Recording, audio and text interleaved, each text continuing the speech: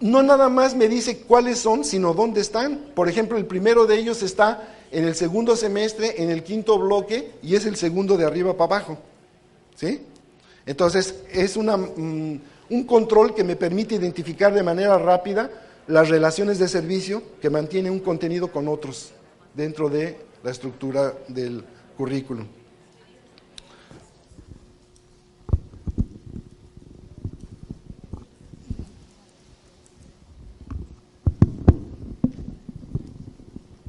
Bueno, mejor voy a intentar mantenerlo aquí. Ok, si yo quiero analizar las tres relaciones de servicio que dan, por ejemplo, tomo la flecha, y esta flecha, que se relaciona con un contenido verde que acabamos de ver hace un ratito, y si yo quiero saber qué dice la flecha, qué le aporta este contenido al otro contenido, le pongo significado de la relación. Y aquí me dice que el contenido, características y función de las leyendas, le da un servicio a organización gráfica y estructura de los poemas, distribución de versos y estrofas, y que lo que le aporta es el conocimiento de la prosa. ¿Sí se fijan? Y así cada uno de los contenidos, por ejemplo, esta relación, le pongo significado de la relación, identifica características de la leyenda, ¿verdad? Entonces, características y función de la leyenda, y así se la lleva. Ahora, si yo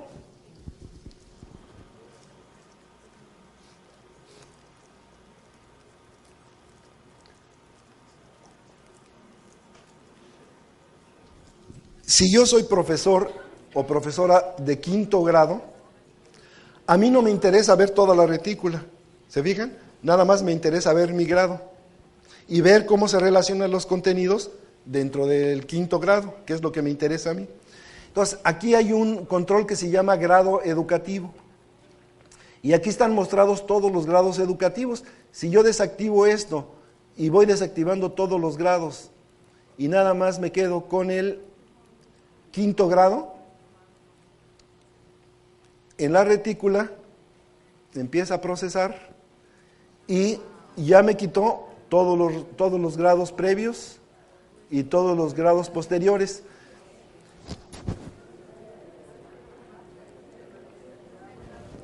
Observen una cosa, que todas las relaciones entre los contenidos dentro de un mismo grado, todas están con flechas curvas, ¿sí se fijan? Y las relaciones de los contenidos entre grados están con flechas rectas o quebradas, ¿verdad? Entonces, por ejemplo, yo aquí puedo ver cómo se relacionan los contenidos dentro de mi propio grado.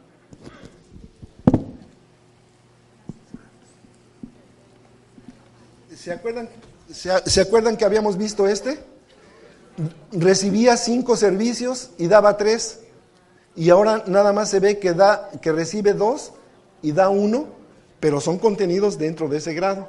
Fíjense bien, si yo activo el control, el contenido, y le pongo servicios de contenido, me vuelve a decir todos los que le dan y todos los que reciben, no nada más los que están identificados en ese grado. O sea, las propiedades siguen permanentes como si fuera una sola retícula. Es más, de hecho es una retícula, nomás estoy observando una parte que es la que yo quiero ver.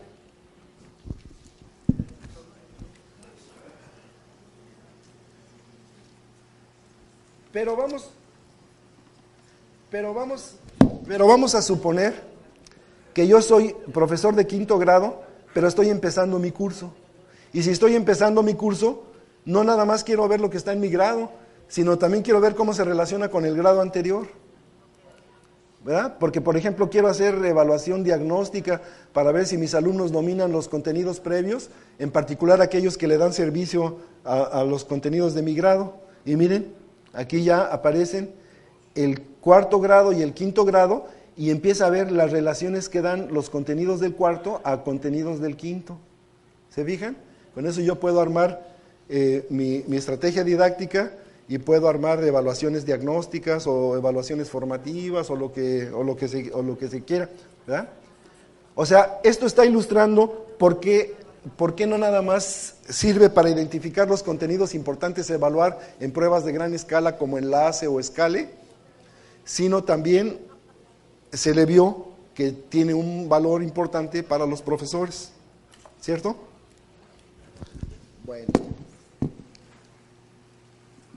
sí.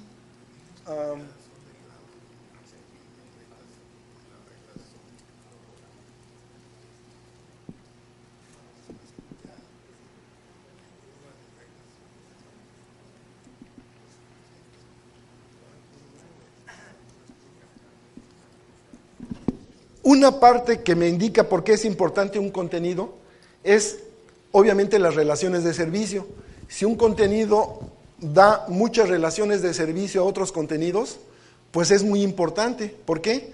Porque muchas cosas dependen de que se aprenda bien esto. Si no se aprende bien esto y da muchos servicios, pues va a haber muchas cosas que van a andar fallando porque este falló. ¿Se fijan?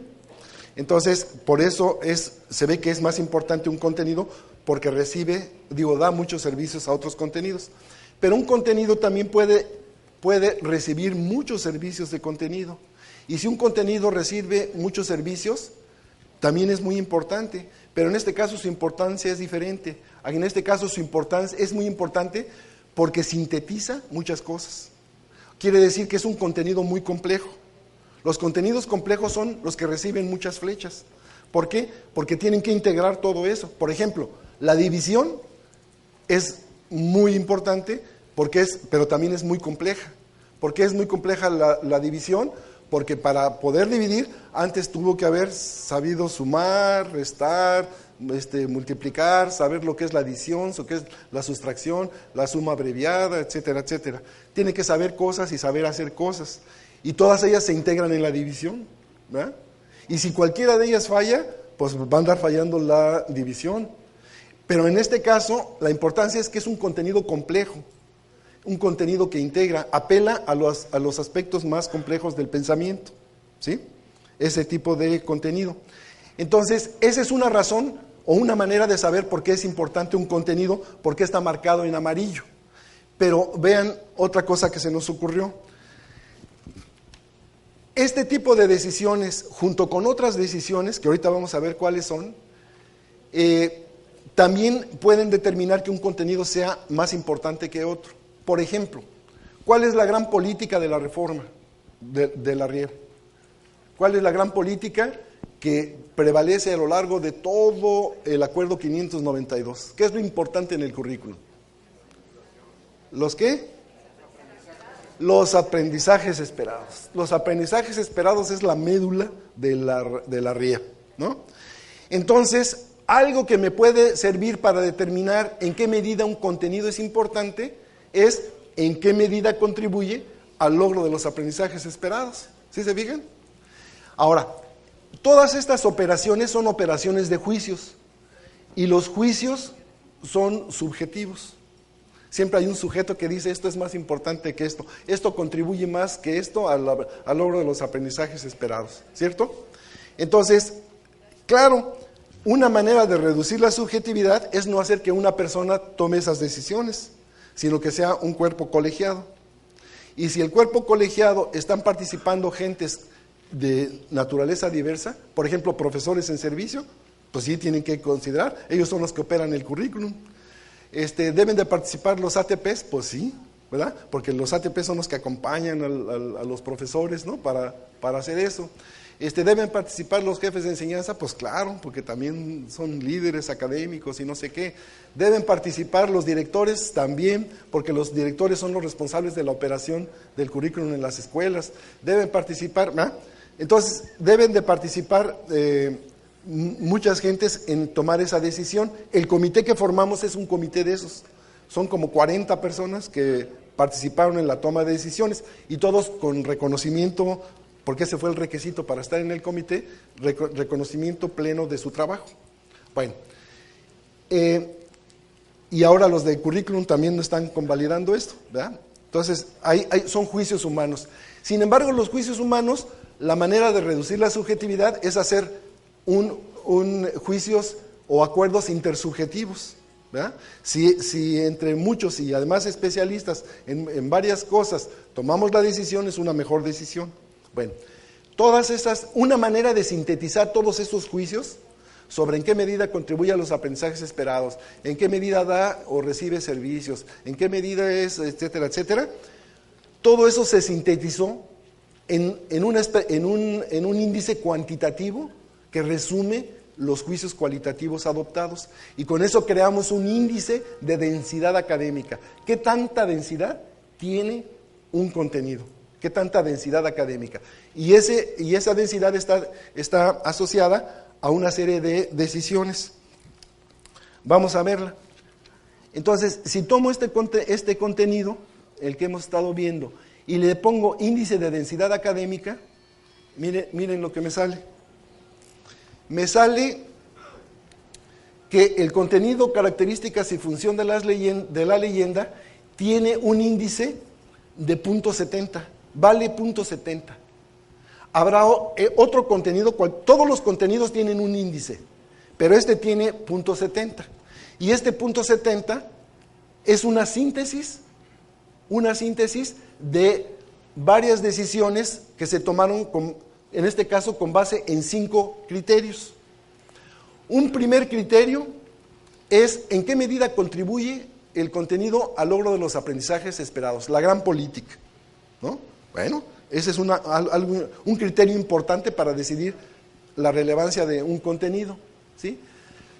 Pero también el contenido no está en el aire, sino que está inserto en la estructura del conocimiento disciplinario, ¿cierto? Entonces también la disciplina cuenta para definir qué tan importante es. Por ejemplo, un maestro de matemáticas decía, pues a mí me vale gorro. Bueno, nuestro especialista en matemáticas, nuestro asesor matemático, un agente de la UNAM. No, déjalo así, gracias. Nuestro asesor de matemáticas decía, a mí me vale gorro si da muchos servicios o recibe muchos servicios. A mí me vale gorro si contribuye a los aprendizajes esperados o no. A mí me vale gorro todo lo que tú quieras. Para mí, el teorema de Pitágoras es fundamental desde el punto de vista matemático. No nada más porque es la base de ¿cómo se llama? La trigonometría y también de ciertos aspectos del cálculo diferencial. No. Ese es un contenido medular desde el punto de vista matemático, el teorema de Pitágoras, ¿sí? Entonces, él le puso a ese contenido en relevancia disciplinaria el máximo, ¿sí se fijan? Entonces también la disciplina cuenta, porque cuando estamos enseñando algo, pues estamos enseñando algo que corresponde a una disciplina, entonces también la disciplina cuenta para definir la importancia de los contenidos, ¿verdad? Y hay un criterio que le llamamos peso académico, que está formado por 2 subíndices. La carga horaria, arriba, y abajo, el peso académico arriba y la carga horaria abajo. ¿Qué quiere decir eso? Que otro criterio para definir qué tan importante es un contenido es, por ejemplo, qué tantos contenidos chiquititos trae dentro, ¿sí? O sea, qué tanto se dosifica ese contenido. Por ejemplo, si la división trae dentro muchas otras contenidos como suma, resta, ¿verdad? Como noción de adición, noción de sustracción, etcétera. Entonces, ese contenido, que puede ser un enunciado muy simple, realmente se refiere a muchos contenidos chiquitos que andan por ahí y que deben ser integrados. Entonces, eso es lo que le estamos llamando dosificación. ¿Qué tanto se dosifica en cosas más chiquitas? Y por otro lado está la carga horaria, ¿verdad? Es decir, ¿qué tanta carga requiere aprender un cierto contenido? Definitivamente no requiere el mismo tiempo enseñar a sumar que enseñar a dividir. Se lleva mucho más tiempo enseñar a dividir. Enseñar a dividir es un contenido muy complejo. ¿Sí se fijan? Entonces, eso también está asociado a la importancia del contenido, ¿verdad? ¿Qué tanta carga horaria requiere y qué tanto? Ahora, la carga horaria fue estimada, ¿verdad? Estimada por el grupo, ¿verdad? ¿Qué tanto se requiere aprender las características y función de las leyendas? Entonces dijeron en términos de carga horaria, dijeron se requiere bastante carga